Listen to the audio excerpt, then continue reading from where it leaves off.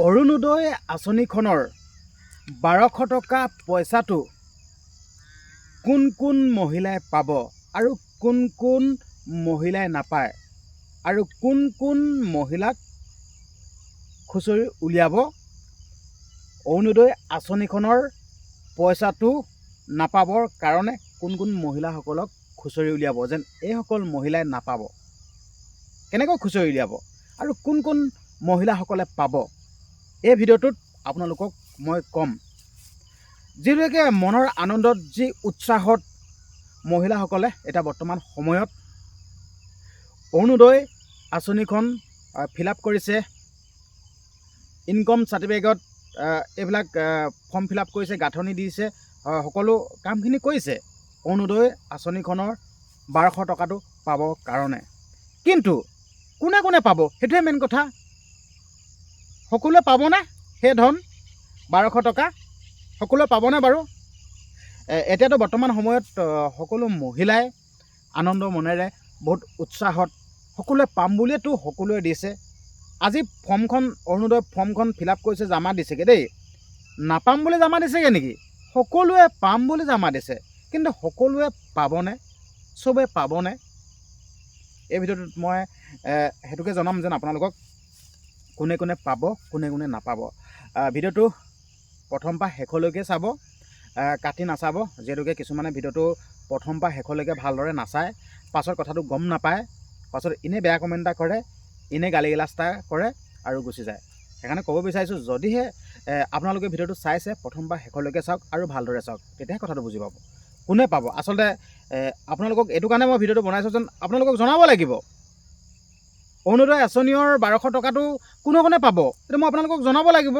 মই ভিডিঅ'টো এইটো কাৰণে বনাইছোঁ আপোনালোকক ক'ব লাগিব নহ'লে আপোনালোকে আশা কৰি থাকিব ঠিক আছে দিম বুলি ক'লে আশা থাকে মাৰিম বুলি ক'লে ভয় থাকে এতিয়া দিম বুলি কৈছে আপোনালোকে ভাবিছে আমি সকলোৱে পাম কিন্তু আপোনালোকে যে সকলোৱে নাপায় এইটোতো চিৰন্তন সত্য কথা আৰু মামাই কৈয়ে দিছে কোনে পাব কোনে নাপাব এতিয়াতো সকলোৱে ফৰ্ম জমা দিছেগৈ সেই ধনী দুখীয়া চাৰিচকীয়া গাড়ী আছে ঘৰ ICC বিল্ডিং আছে সকলোৱে অৰুণোদয় আঁচনিখনৰ পইচাটো পাবৰ কাৰণে সকলোৱে জমা দিছেগৈ ফৰ্ম কিন্তু সকলোৱে যেন নাপায় এইটো চিৰন্তন সত্য কিন্তু মহিলাসকলেতো আমি পাম বুলি কেনাই ফৰ্ম জমা দিছেগৈ হয়নে নহয় চিন্তা কৰক তাৰ আগতে মই দুটামান কথা কৈ লৈছোঁ দেই এতিয়া সমাগত বিধানসভা নিৰ্বাচন 24 চনত দেই বিধানসভা লোকসভা হৈ গ'ল আপোনালোকে সকলোৱে গমেই পায় সেই লোকসভা যেতিয়া আৰম্ভ হৈছিল নিৰ্বাচন যেতিয়া আৰম্ভ হৈছিল যেতিয়া লোকসভা যেতিয়া নিৰ্বাচনী প্ৰচাৰসমূহ চলিছিল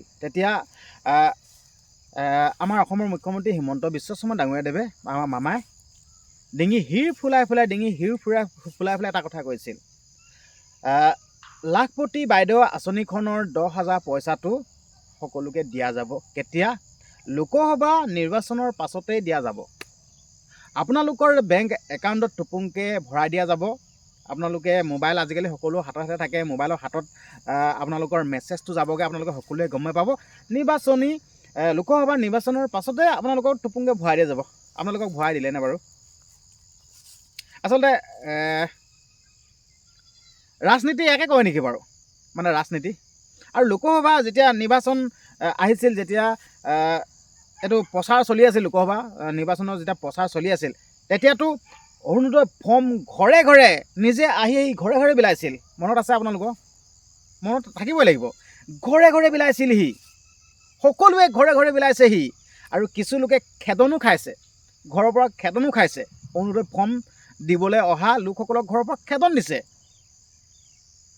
কিন্তু এতিয়া বিধানসভা পাই আছেহি কিন্তু মই মনত উদয় হোৱা কথাকেইটা কৈছোঁ দেই মনৰ কথাকেইটা কৈছোঁ ভাৰতীয় নাগৰিক বাক স্বাধীনতা আছে কথা কোৱা অধিকাৰ আছে সেই কথাকেইটা কৈছোঁ মানে মনত খুৰ ধুৱাই আছে না আৰু কাৰ আগতনো ক'ম যিহেতুকে আপোনালোক মোৰ পৰিয়াল আপোনালোক ঘৰৰ একোজন সদস্য বুলি ভাবোঁ সেইকাৰণে আপোনালোকৰ আগতে কথাখিনি অৱগত কৰিছোঁ আপোনালোকক জনাইছোঁ এতিয়া সমাগত বিধানসভা 2024 চনত আচলতে সেই লোকসভাৰ নিৰ্বাচন অহা আগত যেনেদৰে সেই ৰাজনীতিটো কৰিছিল এতিয়া বিধানসভা আগমুহূৰ্ততো এই ৰাজনীতিটো কৰিব লৈছে নেকি বাৰু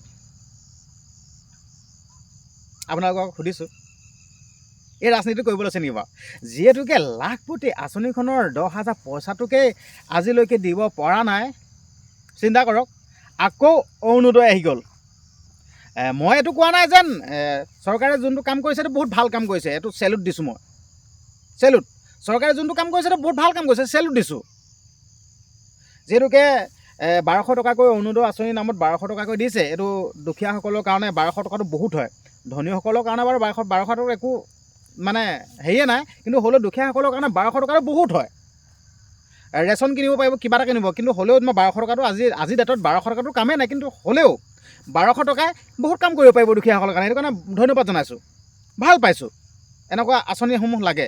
কিন্তু পইচাটো দিয়াটোহে মেইন কথা। এতিয়া সকলোৱে ফৰ্ম ফিল আপ কৰিছে। আচলতে ধনী লোকসকলে, মই কৈ দিলোঁ আপোনালোকক, আচলতে ধনী লোকসকলে অৰুণোদয় আঁচনি পইচাটো নাপায়, ধনীসকলে নাপায়। কাৰণ ইয়াত ধনীসকলেও ফৰ্ম ফিল আপ কৰিছেগৈ, জমা দিছেগৈ। RCC বিল্ডিং ঘৰ আছে, সেই বাইদেউগৰাকীয়ে পাব জানো? সেইটো কেতিয়াও নাপায়। ঘৰত চাকৰি আছে, পাব জানো? কেতিয়াও নাপায়। ঘৰত চাৰিচকীয়া বাহন আছে, পাব জানো? নাপায় নহয়।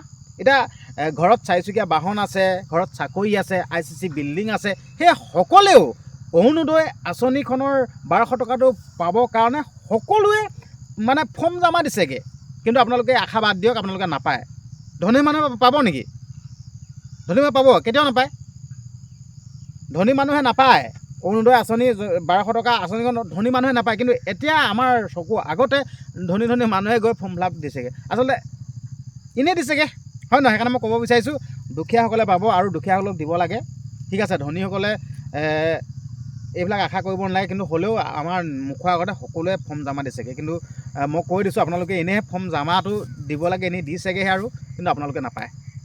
সঁচা কৈছোঁ, কিন্তু সকলোৱে দিছেগৈ। আপোনালোকৰ হয়তো আপোনালোকৰ গাঁৱতো আপোনালোকে দেখিছে, সকলোৱে দিছেগৈ, আকৌ সকলোৱে দিছেগৈ।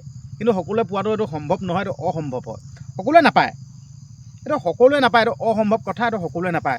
সেইকাৰণে আপোনালোকৰ আগত ভিডিঅ'টো মই প্ৰস্তুত কৰি আগবঢ়াই দিছোঁ। যিহেতুকে আপোনালোকে কিমান আনন্দ মনেৰে, অতি উচ্ছ্বাস মনেৰে মানে একদম মানে আমি পামেই 1200 টকাৰ অৰুণোদয় আঁচনি পামেই, কিমান আশাত। কিন্তু আপোনালোকে সেই আপোনালোকৰ আশাত চেঁচা পানী পৰিব হয়। আৰু ৰাজনীতিটো আমিতো নাজানোৱে, ৰাজনীতিটো এনেকুৱা এটা বস্তু, ৰাজনীতি আচলতে বুজি পাবলৈ বৰ দিগদাৰ হয়।